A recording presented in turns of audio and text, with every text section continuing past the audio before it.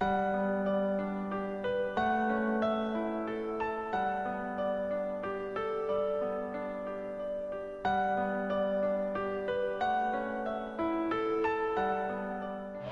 like a short discourse on the written word, communication. You know, there's speech, there's nonverbal communication, mass communication, telecommunication, but writing is different. Now, I'm not a brain surgeon, but when they put people in an MRI scan and they're scanning the brain, and you think it does a certain amount of things, if you talk it does a certain amount of things, but when you start to write, parts of the brain wake up and light up and little neurons connect everywhere for writing. It's a very unusual thing. It doesn't matter if it's a poem, if it's a letter, if it's the great American novel. It doesn't matter if it's read by millions, by hundreds, by one person, or a diary. And there's all kinds and forms in writing: sonnets, haiku, tercets. We were introduced at Wildlife Ridge to the eulogy for Deck, so it's another kind of form of writing. But this is the season of joy and celebration, cherished memories, and we remember those who made those memorable, which is kind of a time for us to think about those in the past for tonight. When I was growing up in Nebraska, I worked on a farm, and the Dan Kroger farm, every noon everybody'd go to the old farmhouse, and at noon have a ham sandwich, but it was quiet because Paul Harvey was on the radio. Paul Harvey, most of you will know, started in the 30s. He had heartwarming tales, folksy observations about life. But in 1978, he did a little formatted script about a farmer, and I thought, someday that's going to come in handy. And my father-in-law passed this summer, and that format seemed like it would fit just perfect to take all the parts of his life of a farmer, a son, a soldier, a husband, kind of a for every man sort of a theme. And so it goes. On the 8th day, God looked down on his planned paradise and said, I need a dedicated caretaker, so God made a farmer. He said, I need somebody willing to get up before dawn, milk the cow, take care of the livestock, work all day in the fields, milk the cow again, eat supper and go to town and stay late at the meeting of the school board. So God made this farmer. I need somebody with a keen recollection of the past and an understanding of history to be able to look to the future, recognizing where you came from to know where you're going. Someone who celebrates and uplifts education and perhaps even rode a stubborn Shetland pony to school, though that pony's stubbornness may have rubbed the rider the wrong way or in some cases rubbed off. Somebody with arms strong enough to wrestle a calf and yet gentle enough to hold a grandchild.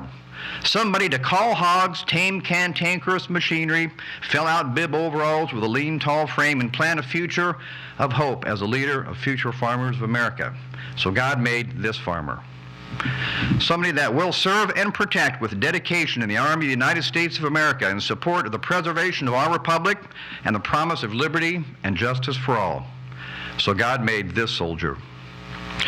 He said, I need somebody to come back to the family farm, be strong enough to clear trees and heave bales, yet gentle enough to wean pigs and then stop his mower to splint the leg of a vagrant dog, being a friend to all of man's best friends. It has to be somebody who'd plow deep and straight, not cut corners, somebody to weed, feed, rake and disc, plow and plant, replenish the self-feeder, and finish a hard day's work with a drive to church that he would steadfastly support in deacon and elder leadership. Somebody who would search long and hard, court and marry the love of his life, carry on the family traditions, respect the older generations and their contributions, count the blessings of life in small-town Midwest USA, say what he means and mean what he says, raise children to the best of his abilities, and so God made this father. I need somebody willing to sit up all night with a sick calf and watch it die and say, maybe next time. I need somebody to shape an axe handle from a persimmon sprout, fix a 20 farm-all tractor with a car tire and baling wire, and make a harness out of feed sacks and twine, and who in planting and harvest season will finish his 40-hour week by Tuesday, and then put in another 72 hours. God said, I need somebody to ride the ruts at double speed to get the hay and harvest ahead of the clouds, but stop in midfield and race to help a neighbor in need. A farmer who others look up to, a bona fide Missourian American farmer who works in the community to improve safety, provide opportunity, one who embraces, advances techniques and technology to further the yield and yet protect the magically productive Missouri soil. Somebody who is agile enough to track down a sow and athletic enough to master the great American game of baseball, comprehend the value and lessons of sports, and pass that competitive spirit and the ideal sense of play, of fair play, to his offspring and teammates.